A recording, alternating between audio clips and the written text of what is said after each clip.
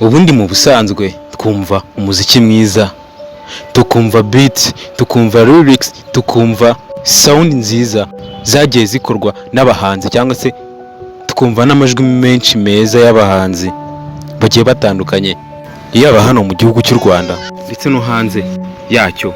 Gusa ariko ntidutekereze kumva n'imvano y'uwo muziki ndetse n'iyo sound nziza tugenda twumva zagiye ziba viral mu matwi yacu, ndetse tukabatwa nazo.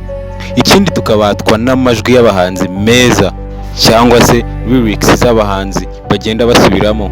Tukaba twanishimira kumva beats yagiye akorwa n'abaproducer bagiye batandukanye meza. Uyu munsi twagarutse muri top 10 y'abaproducers beza hano mu Rwanda bakunda gukora imiziki myinshi tugenda twumva iyunguruye kandi inogeye amatwi yacu, usanga twese twisanzemo kandi dukunda cyane. Reka nkushimire cyane wo ukunda gukurikira ino channel yacu ikugezaho imyidagaduro igiye itandukanye ndetse n'amadocumentary agiye atandukanye ku bintu ndetse n'abantu. Ndagushimiye cyane wakoze subscribe hano kuri Ingenzi Quick, kandi ikindi nawe ukiza hano ukiri mushya, reka musabe gukanda subscribe kugira ngo tujye dukomeza tubane mu biganiro bigiye bitandukanye hano ku Ingenzi Quick. Nk'ibisanzwe reka dutangire.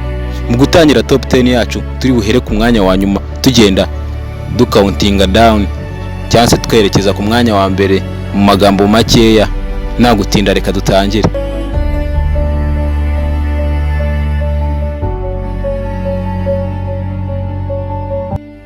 Ku mwanya wa 10 reka twiherere ku producer wa mbere uzi kuvanga imiziki cyangwa se uzi kuproducinga beats mu buryo bw'ubuhanga ndetse bw'umwihariko. Ikindi yihariye style yiwe hano mu Rwanda mu gucura beats. Akenshi na kenshi usanga beat yagiye akora cyane zarabaye viral cyangwa se zarahitinze hano mu gihugu cy'u Rwanda, kandi ikindi zarakunzwe n'abatari bakeya, yaba mu rubyiruko cyane. Ahangaha aba yarafashe imitima yabo. Nta wundi uyu nguyu ni producer Muriro. Muriro ni umuproducer umaze imyaka itari mikeya hano muri industry ya music mu Rwanda.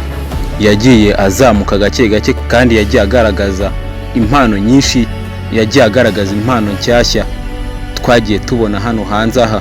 Tugiye kureba mu hit song yagiye akora, harimo nk'indirimbo y'umupeti bita Orima yise ingi, ndakeka ko muyibuka cyane. Si nk'iyo ngiyo gusa, kuko aheruka gukorera hit song umusani bita Mike Kayihura mu ndirimbo yise Come On.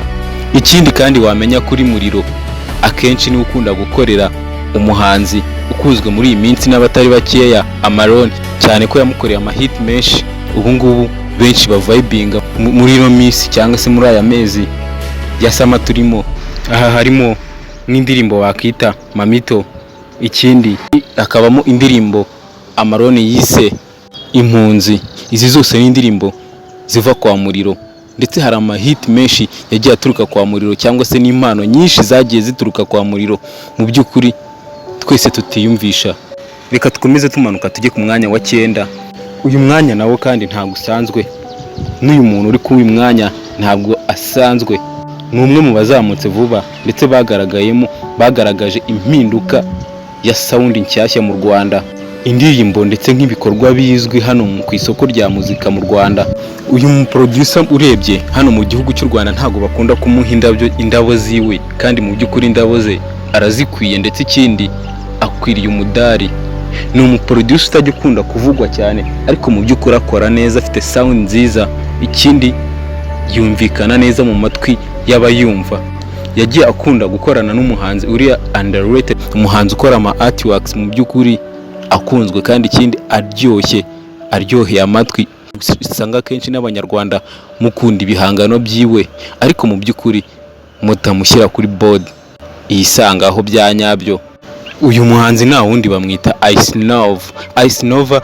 Ni umuhanzi wazamutse mu myaka yashize, ndetse ikindi kandi ni umuhanzi umaze imyaka itari mikeya muri industry ya music, ariko mu by'ukuri agira indirimbo nziza. Kandi ikindi akunda gukorana n'uyu muproducer bise Kush Bombe. Ikindi Bushari nawe akunda gukorana nawe. Hari n'abahanzi benshi bagiye batandukanye tutarondora muri iki kiganiro cyacu, cyane ko tuba tudashaka ko kiba kirekire cyangwa se twirara mu magambo menshi tugatagitinga kuri list gusa cyangwa se top tuba twagushyiriye hano. Reka twimanukire cyane nta gutinda tujye ku mwanya wa 8. Umwanya wa 8 turasangaho umuproducer nawe mushya ndetse ufite amaraso mashya kandi ikindi ufite sound nziza cyane cyane ko yagaragaye cyane mu mwaka wa 2025 nibwo yagiye atwigaragariza kugeza na n'ubu ngubu agikora aduha hit after hit. Uyu bamwita High B akunda gukorera impano nshya cyane cyane usanga aba superstar kenshi batamwizereramo kandi mu by'ukuri afite sound nziza, intoki ze zityaye kandi zityaye mu gukora cyangwa se mu gukirigita uyu muziki. Ikindi kandi ushobora kumenya ko uyu muproducer High B afite ukuntu afite sound yiwe yihariye n'abandi ba producers hano mu gihugu cy'u Rwanda. Reka tugere ku mwanya wa 7. Ku mwanya wa 7 naho turasanga umuproducer uri kwigaragaza cyane hano mu gihugu cy'u Rwanda, cyane cyane muri muzika yisangamo urubyiruko kenshi na kenshi, kandi ikindi afite sound ye yo kuvanga umuziki bitandukanye n'abandi. Uyu muproducer na wundi bamwita Compressor yagaragajwe cyane mu baproducer bashya barimo kugenda bazamura muzika nyarwanda ku rwego utasangaho indi ntera cyangwa se utasangaho undi muntu. Compressor abarizwa muri label ya 155 AM. Iyi ni inzu itunganya imiziki cyangwa se ikoranya abahanzi y'umukire bise Coach Gael. Tugiye kureba nko mu ma hit song yagiye akora Compressor, ntago twabivumuzi utubigere ni muzingo kuko na ama hit menshi mu myaka urebye amaze itarenze 3. Reka ahubwo twimanukire tugere ku mwanya wa 6. Ku mwanya wa 6 turasanga umuproducer wiswe Dr. Nganji.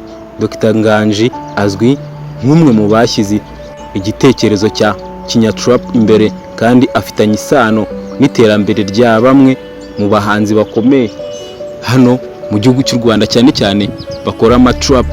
Akenshi na kenshi niwe wagiye asa nkaho ashyiramo ukuboko kunini cyane muri iyi muzika nyarwanda. Nta gutinda reka dukomeze tumanuke tujye ku mwanya wa 5. Umwanya wa 5 turahasangaho umugabo w'icyitegererezo muri muzika kandi umugabo ufatwa nk'umwe mu bashyize inkingi ya muzika mu Rwanda mu myaka ishize. Uyu mugabo nta wundi bamwita Pastor P, Respect Man. Uyu mugabo yagiye akora ibitangaza byinshi muri muzika kandi ikindi yagiye akorera abahanzi benshi harimo nka Kivumbi King yamukoreye kuri album yiwe. Ikindi harimo nka King James nawe yagiye akunda gukorana na Pastor P mu ndirimbo zitari nkeya. Yagiye akorana n'abahanzi benshi tutagarukaho aka kanya, wenda tuzaba tubigarukaho mu biganiro biri imbere cyangwa se tuzagarukaho ubutaha. Ikindi kandi wamenya ko uyu Pastor P ni umwe mu bantu benshi cyangwa se n'abahanzi yemwe n'abumva umuziki bawufitemo ubuhanga bakunda gushyira imbere mu bahanzi babayeho bazi gukora umuziki ndetse ikindi kandi bazi no kuwumva. Ku mwanya wa 4, umwanya wa 4 turagusangaho umuproducer uhagarariye label ya Kina Music. Kina Music ikaba yaratangiye mu myaka ya mbere kugeza na n'ubu ngubu ikaba igihagaze neza. Yatangiye ifasha abahanzi benshi. Muri label ye twagiye tubonamo abahanzi nka Christopher Muneza, Indatwa aribo Dream Boys. Twagiye tubonamo abahanzi benshi kuri ubu ngubu harimo Neringabo, hakaba harimo Zuba Ray ndetse na Muyomba Thomas ariwe Tom Closer nawe yahoze abarizwa muri label. Hari n'abandi barimo ubu ngubu tutarondora. Uyu muproducer Ishimwe Clement ni umunyamafaranga ndetse muri muzika kandi ibikorwa bye bivugwa ko bitajya byibazwaho cyane, kandi mu by'ukuri uyu ni umukire kuva kera kugeza na n'ubu. Yashyize itafari kuri muzika ndetse ikindi akaba iryo tafari akirikomeje ridashobora kuba ryanyeganyezwa nka rwa rukuta rw'Iyeriko bajya bavuga ntirushobora guhirima, urukuta yubatse kuri muzika nyarwanda. Reka twikomereze tujye ku mwanya wa 3. Umwanya wa 3 turahasanga umuproducer bise Santana Sauce. Santana Sauce nawe izina rye rihuzwa n'udushya twa Afrofusion n'indirimbo zinyura benshi. Indirimbo ibikorwa bye bikunda mu by'ukuri kuvugwaho na benshi ariko mu by'ukuri uyu mu producer nawe ntago akunda guhabwa indabo ze akwiriye. Kandi Santana Sauce yagiye azamura abahanzi benshi, ikindi kandi impano nyinshi zagiye zinyuriwe mu maboko ye ndetse no muri sound yiwe, kandi sound wumva ko iryoheye amatwi, ifite ubuhanga bwinshi. Nta gutinda mu magambo, reka twigire ku mwanya wa kabiri. Ku mwanya wa kabiri turahasangaho umu producer bise Medbeat. Medbeat nawe ni umuntu washyize itafari rikomeye cyane kuri muzika nyarwanda, umwe mu ba producer bageze ku rwego rwo hejuru mu gihugu, uzwi kandi nk'umuhanga mu gutunganya amajwi ndetse n'ibikoresho bya muzika, akaba ari umuhanga kuri byo. Uyu ni Medbeat. Aka kanya cyangwa se uyu munota tugezeho hano, urakeka umu producer wa mbere hano mu gihugu cy'u Rwanda ari uwuhe, cyangwa se uyoboye iyi top 10 y'aba producer hano mu Rwanda? Nta gutinda, reka twikomereze. Uyu mu producer nta wundi uhagarariye top 10 yo mu Rwanda, bamwita Element Ere. Element azwi cyane mu bikorwa byinshi by'indirimbo zakunzwe hano mu gihugu cy'u Rwanda, kandi yagaragajwe nk'umwe mu ba producer bahize abandi mu Rwanda, kuko yagiye afata ibihembo byinshi cyane nk'umu producer hano muri East Africa umeze neza kandi ikindi ukunzwe, ikindi kandi ufite sound nziza n'amamelody usanga ayunguruye cyangwa se afata imitima y'abantu. Uyu mu producer Element Ere ikindi akaba ari n'umuhanzi cyangwa se umuririmbyi, ni composer, ni umusongwriters. Mu by'ukuri yisanga mu bintu byinshi muri muzika.